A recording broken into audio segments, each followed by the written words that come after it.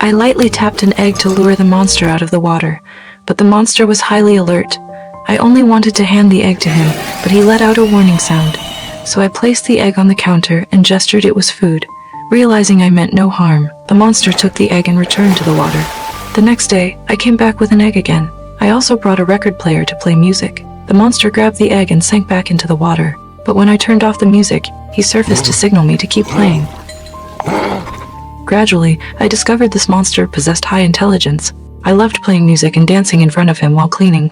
But I had no idea a scientist was watching this scene. One day, I went to the lab as usual, only to find the monster chained to the floor, covered in wounds.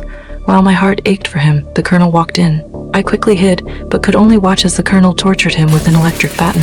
Seeing his agony broke my heart. Even more terrifyingly, I overheard the colonel planning to perform a live dissection on him tomorrow. I found a friend, hoping he could help me in rescuing him, because the monster had already become irreplaceable to me. My friend agreed. Using my familiarity with the environment as a cleaner, I moved a camera to create a blind spot and snuck into the lab, but I couldn't unlock the chains binding the monster. At that moment, the scientist appeared.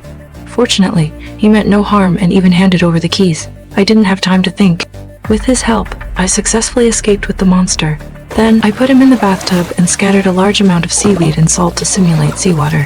When the monster recovered from suffocation, I finally felt relieved. After that, I brought word cards every day, attempting to communicate with him. Our relationship grew closer and closer. I turned on the faucet, blocked the door gap with towels, and let the bathroom fill with water. Then I took off my clothes, took a deep breath before sinking to the bottom.